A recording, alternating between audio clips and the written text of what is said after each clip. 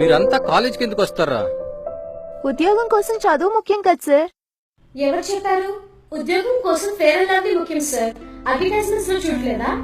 చదువుని ఉద్యోగానికి వెళ్తే నల్లగుంది జాబ్ ఇవ్వరు సార్. కానీ ఫేర్ అండ్ లవ్లీ వాడి తెల్లగా వెళ్తే జాబ్ ఇచ్చేస్తారు.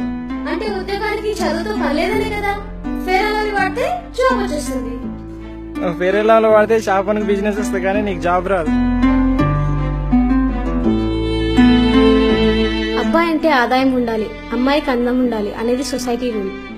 అందుకే సగం మంది అబ్బాయిలు కంప్యూటర్స్ పట్టుకుంటారు, అమ్మాయిలు కాస్మెటిక్స్ పూసుకుంటారు. మరి నేను ఏం చేస్తాం? ఖండిస్తాం. బాధకి ఈగో ఎక్కువ, మనం పట్టించుకోకపోతే అక్కడి నుంచి వెళ్ళిపోతుంది. కుక్కడపల్లి నుంచి వచ్చినావు నువ్వు. వచ్చిన దారి గుర్తుందా నీకు? అదే దారిలో మళ్ళీ వెళ్ళిపోనాన్న. అమ్మా,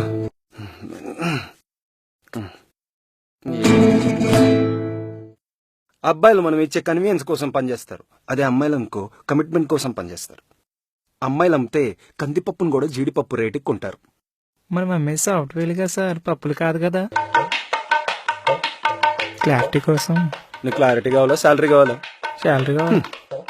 ఫైనల్ రౌండ్ దాకా వచ్చే అమ్మాయిలు మేకప్ ఎక్కువ వాడుతున్నారు కానీ మైండ్ వాడట్లేదురా. మనకు ఒక అందమైన కత్తి లాంటి అమ్మాయి కావాలి. నెక్స్ట్ ఏంజల్ ఫీమేలే. ఫీమేల్ అనగానే ఫేస్ ఫ్లడ్ లైట్ అయిపోయింది. పిలు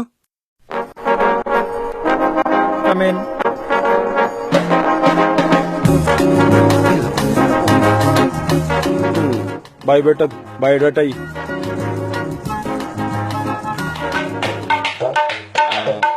చదువు అంతా బాగానే ఉంది కానీ అంటే ఇప్పుడు కంపెనీలు తిరిగి నువ్వు సాఫ్ట్వేర్ అమ్మాలా. అందుకే we are looking for girl with presentable looks. కొంచెం అందమైన అమ్మాయి ఉంటే బాగుంటుందని మా ఫీలింగ్. మరి నీకున్న ప్లస్ పాయింట్లు ఏంది ఈ జాబ్ కి? నా ప్లస్ పాయింట్ అందంగా లేకపోవడం సార్. అంటే నేను మీ ప్రోడక్ట్ గురించి ప్రెజెంటేషన్ ఇస్తే అందరూ నన్ను చూడలేక ఆ ప్రెజెంటేషన్ మ్యాటర్ నే చూస్తారు సార్. అప్పుడు మా ప్రోడక్ట్ గురించి వాళ్ళు ఈజీగా ఇంప్రెస్ అవుతారు. ఇప్పుడు చూడండి సార్, 5 నిమిషాలు తలెత్తుకోకుండా రెజ్యూమ్ వైపే చూస్తున్నారు. ఎక్కడ తలెత్తి చూస్తే నేను మీ కల్లోకి వస్తానని. అదే నా ప్లేస్ లో అందమైన అమ్మాయి అంటే మీరు మ్యాటర్ చూడరు కానీ అమ్మాయి మొహమే చూస్తారు కదా సార్. అదే ఇప్పుడు సాఫ్ట్వేర్ కంపెనీకి వెళ్ళి ప్రెజెంటేషన్ ఇస్తే ఎవరు నా మొహం చూడరు, ప్రోడక్ట్ మ్యాటర్ చూస్తారు సార్. అప్పుడు మీ ప్రోడక్ట్సే కదా సార్ సెల్ అయ్యేవి. నా కాళ్ళ మీద జోకులు వేసుకునే వాళ్ళంటే నచ్చరు. మీరు ఇప్పుడు దాకేసిన జోకే కదా సార్. సోపులు షాంపూలు అమ్మడానికి అందం కావాలి కానీ సాఫ్ట్వేర్ అమ్మడానికి అందం ఎందుకు సార్? వచ్చిన దారి గుర్తుందా? ఎలా వచ్చావు గుర్తుందిగా. మండే వచ్చే ఆఫీస్కి. మండే వచ్చానని చెప్తున్నాను. పరీక్ష పెట్టే దేవుడినే దాన్ని సాల్వ్ చేయమంటే క్వశ్చన్ పేపర్ ఇచ్చిన టీచర్నే నువ్వు ఆన్సర్ రాయ్ అన్నంత కామెడీగా ఉంటుంది.